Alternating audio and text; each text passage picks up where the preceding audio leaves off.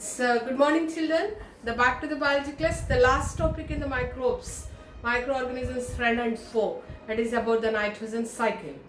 Okay, we had to study about the nitrogen. Do you know, children? The plant needs a nitrogen for growth. So, but plant cannot use a nitrogen directly. It depends on other organisms for the conversion of the complex nitrogen into the soluble form or the simple forms. Okay, yes, let's coming to this nitrogen, the percentage of the nitrogen in the atmosphere is 78%. Now we are going to study how it is possible for the maintenance of the 78% constantly in the atmosphere. What makes it to maintain that level? Okay, that we are going to study now. So the nitrogen is an essential. It is in different components form. The nitrogen is available. It's in the form as a part of a protein, chlorophyll, and the nucleic acids and the vitamins also will see this nitrogen contained. But unfortunately, the plants need that, but it cannot be taken directly. And for to take that, the plant depends upon a group of bacteria called as rhizobium bacteria. This rhizobium bacteria grows only in the bean family plant or the legumes. Only these particular bacteria will be grow.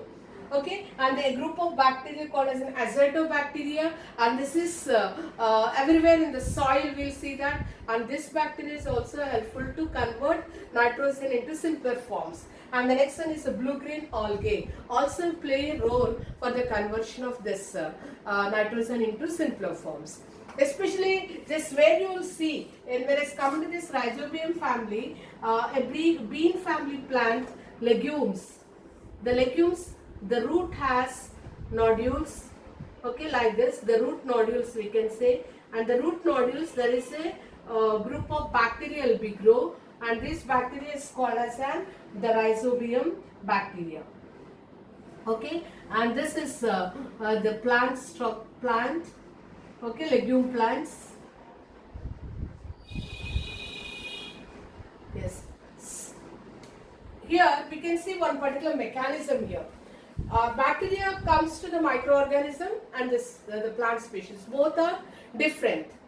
Maybe you studied in your class 7th, I don't know whether you remember or not, symbiotic mode of nutrition.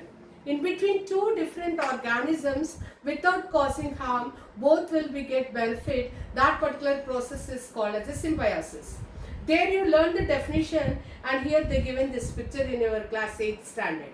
Okay, this is a legume plant. The legume plant allows the bacteria to construct their house or to live inside the root nodule.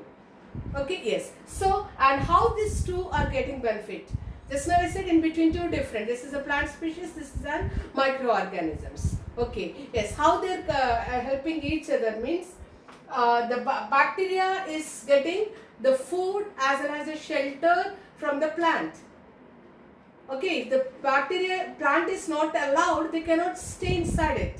Okay, it's allowed to construct or live inside the root nodules as well as to depend on its the food. Okay, yes. How the bacteria is helping to the plant means this bacteria is helping. I said that plant cannot use the nitrogen directly. This is a complex form. Plant uses nitrogen only in the simple forms, nitrates, okay, and in the form of the nitrites. For this conversion, and this rhizobium easily converted and in the soluble state, and it will be supplied to the plant, and the plant it will be grow. The growth of the plant depends upon the three fertilizers you discussed, we learned in the last class, NPK, nitrogen, phosphorus and potassium.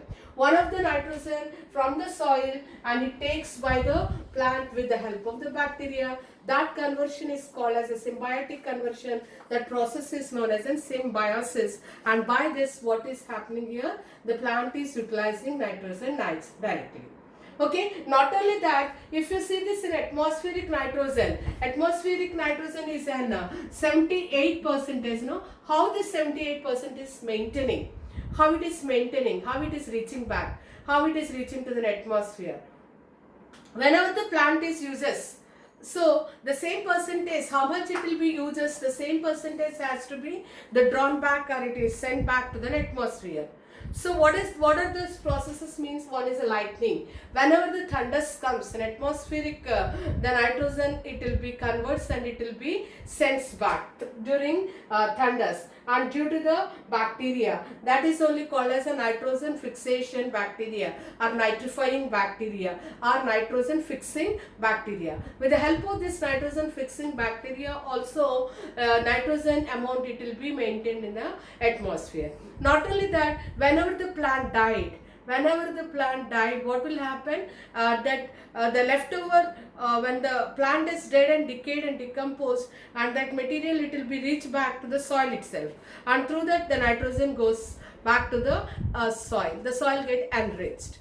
As the plants are eaten by the animals, when animals releases their waste in the form of the urea, when the waste it will be settled in the soil, once again the nitrogen it goes back to the soil. So like that, enrichment of the soil it will be enrichment of the soil occurs by adding of the nitrogen amount. Okay, yes. So atmospheric nitrogen 78% it will be maintained by the lightning, and at the same way nitrogen fixing bacteria, fixing, that is an atmospheric nitrogen, and the next one is bacteria in turn.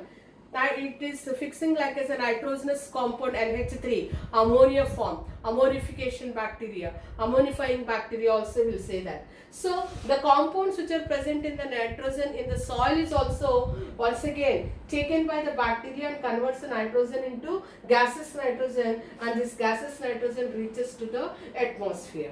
Okay, so the compound of nitrogen which is present in the soil is taken up by the plants, and animals eat this particular plant, and nitrogen it will be passes to the animals. When the waste it will be releases, and after the death of the animal, the debris as well as the material, decayed matter, when it reaches into the soil also, the 78% of the nitrogen is maintained in the atmosphere. So that's all children. Each and every area, the microorganisms play a role to give the additional boosting or the protection to the human beings as well as the plants and the animals also.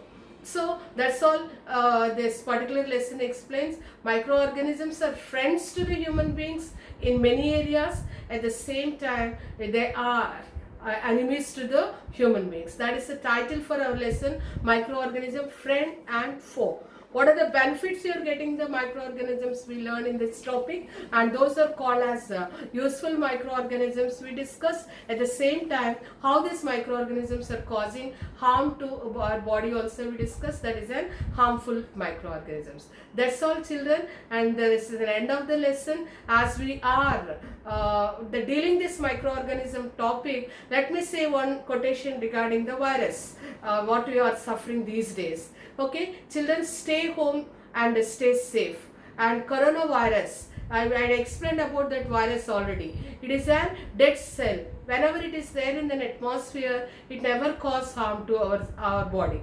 Whenever that is enter into our body, either through the eyes or through mouth or through the nose, so immediately what will happen? Rapid division occurs for this dead cell called as a coronavirus, and it multiplies and it reaches to our respiratory tract and it will be cause harm. That is the reason from the whole world is suffering with this coronavirus problem.